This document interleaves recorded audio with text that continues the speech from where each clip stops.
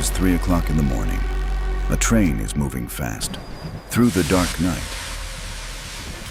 Inside the train, there are some bags full of money.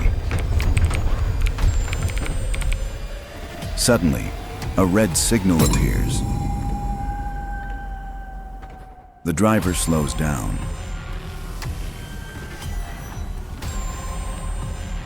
and stops the train. Everything goes quiet. Then, from the darkness, men step forward. No guns, no shouting. And within minutes, millions of pounds are gone. This is the true story of the Great Train Robbery. It happened in England. On the night of August 8th, 1963, a group of criminals stopped a moving train and carried out one of the biggest robberies of its time. Every step was planned. Every move was calculated. A Royal Mail train was traveling from Glasgow to London. This was not a passenger train. It carried letters, parcels, and cash.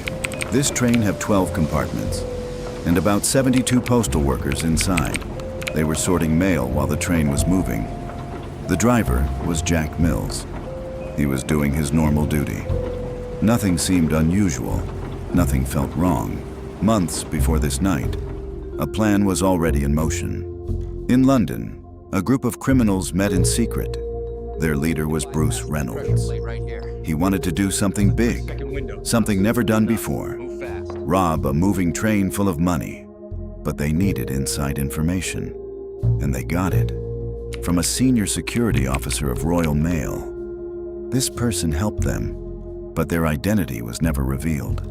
The gang also worked with another group, the South Coast Raiders. More than 15 people joined the plan. Everything was designed to happen without firing a single shot. The train had a special compartment called High Value Packages, or HVP. This compartment carried cash, usually about 300,000 pounds, but this time, things were different. Because of a bank holiday, the train was carrying about 3 million pounds, and there was another detail. The security alarm compartment was not in use. Instead, an older compartment was used. It had no alarm system. The robbers knew this.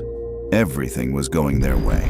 The night of August 8th, 1963, near Sears Crossing, the gang was waiting in the dark. At around 3 a.m., they changed the railway signal. They blocked the green light, so the signal turned red.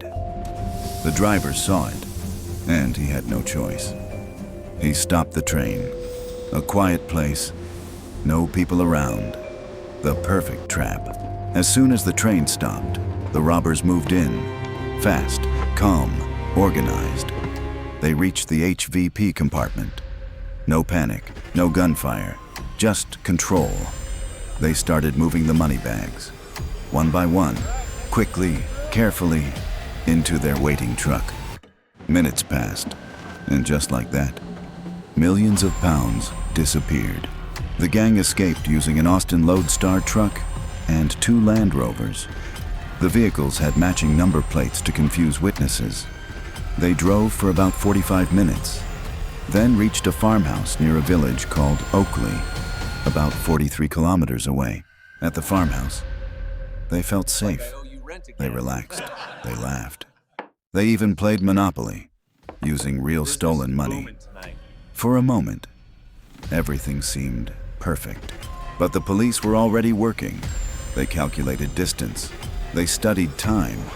They searched within a 50-kilometer area. Then a local person noticed something unusual near the farmhouse and gave information to the police. The police moved quickly. They raided the hideout. Inside, they found clues, mail bags, equipment, and a repainted truck. Most fingerprints were cleaned, but some were left behind on the Monopoly game. Those fingerprints identified the criminals. One by one, they were caught. 14 out of 16 were arrested. 2 escaped, including the unknown insider. To this day, that person remains a mystery. The court called it one of the biggest robberies of its time. Most of the gang members were sentenced to 30 years in prison. No guns, no chaos, just planning, timing, and inside information. A train was stopped, and millions were taken. A real story. That still feels like a movie.